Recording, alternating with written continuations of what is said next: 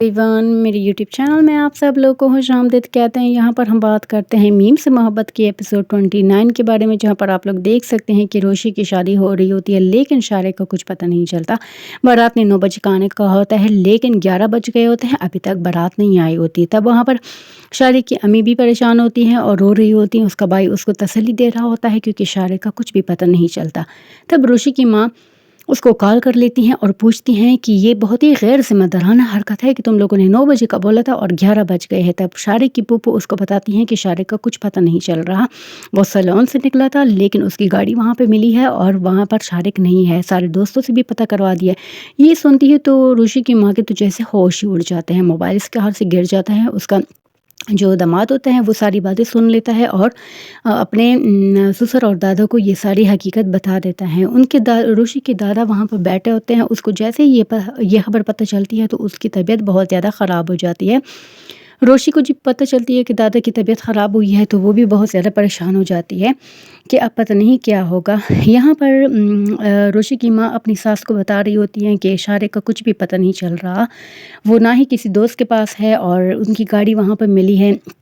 तब माँ ही जो है ना वो रोशी को बता देती हैं कि शारिक का पता नहीं चल रहा, वो कहीं गायब हो गया है और दादा की तबीयत सही नहीं है। तो रोशी उसको कहती है कि मैं दादा के पास जाना चाहती हूँ, लेकिन वो उसको वहाँ पर स्टेज पर बिठा देती हैं और कहती है हम सब दादा दादा के पास है, तुम बस यहाँ पर बैठ जाओ।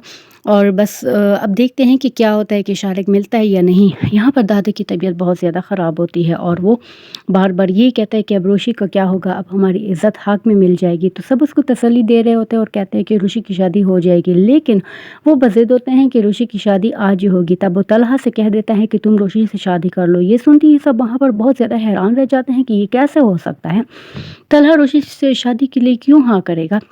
लेकिन तलहा उसको कह देता है कि मैं रोशी से शादी करने के लिए तैयार हूँ। ये तो जब वो कह देते हैं तो उसके रोशी का बाप जो है ना वो बहुत ज़्यादा खुश हो जाता है और साथ में हैरान भी हो जाते हैं, क्योंकि ये एक ऐसा मौका होता है जहाँ पर उसकी इज़्ज़त दाव पे लगी होती है और तलहा ने ये कहकर उसकी इज़्ज़त बचा ली थी। सब बहुत ज़्यादा खुश हो जाते हैं और साथ में तलहा का फ़ादर भी बहुत ज़्यादा खुश हो जाता है और वो डॉक्टर साहब को तसल्ली दे देते हैं कि आप परेशान ना हो, रोशी अब हमारी बेटी है, आप लोग की इज़्ज़त हमारी इज़्ज़त है।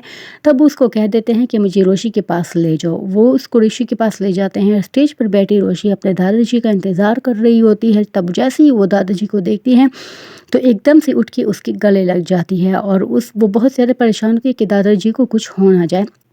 तब दादा जान उसके साथ बैठ जाते हैं और उसको कह देते हैं कि अगर तुम मेरी ज़िंदगी चाहती हो कि मैं ज़िंदा रहूं तो तुम्हें इस निकाह के लिए हाँ करना होगा, तुम्हें सर तलहा से निकाह करना होगा। बस तुम मेरे फ़ैसले पर भरोसा रखो और मुझ पर भरोसा रखो, मैं तुम्हारी ज़िंदगी में कुछ भी गलत नहीं होने दूँगा। तब वो बहुत ज़्यादा अपसेट होती है, लेकिन जब वो सबकी तरफ देखती हैं तो सबकी निगाह की तरफ देखती हैं और सब उससे इज़्ज़त की भीख मांग रहे होते हैं। तब वो रिश्ते के लिए हाँ कर देती हैं। तब उसका निकाह वहाँ पे तलहा के साथ हो जाता है और तलहा भी वो तो खुश होते हैं क्योंकि वो तो यही चाहते हैं कि उनकी शादी हो जाए। वो उसको रुखसत कर देते हैं। अब यहाँ पर ये जो सारी सिचुएशन है उस सिचुएशन से यही लग रहा है कि ये तलहा और दादाजी की ही प्लानिंग थी, क्योंकि वो दोनों एक दूसरे को देखकर मुस्कुरा रहे होते हैं कि हमारी प्लानिंग कामयाब हो गई। अब ये तो अगले एपिसोड में ही पता चलेगा कि आखिरकार ये क्या मामला है, लेकिन हकीकत तो यही बता रही है कि ये सब दादाजी और तलहा की प्लानिंग थी।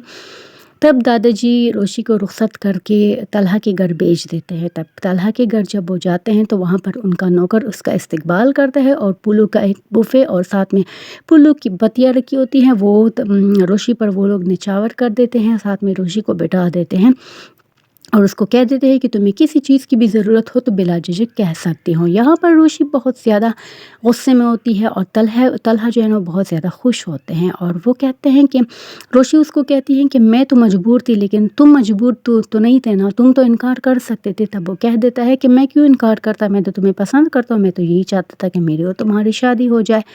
लेकिन वो बहुत ज़्यादा गुस्से में होती है और कहती है कि मैं इस रिश्ते को नहीं मानती क्योंकि मैं तुमसे शादी नहीं करना चाहती थी। तब तलहा उसको कहता है लेकिन मैं तो तुमसे शादी करना चाहता था और बस अल्लाह ने हम मेरी सुन ली। अब वो उसके करीब जाना चाहता है, लेकिन वो उसको मना कर देती है और कहती है कि मेरे करीब ना आओ। यहाँ पर दादाजी बिल्कुल हट्टे कट्टे और सही सलामत होते हैं और सबसे बहुत ज़्यादा हशाश पेशाश और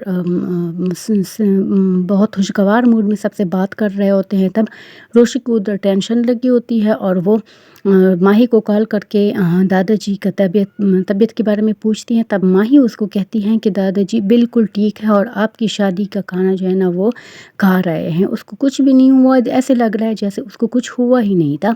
और क्योंकि अब रोशी की शादी हो जाती है तो वो मुतमईन होते हैं, उस वजह से उसकी तबीयत भी सेट हो जाती है, या शायद उसका प्लान कामयाब हो गया था तो इसकी जश्न वो मना रहे होते, इस वजह से बहुत ज़्यादा खुश थे।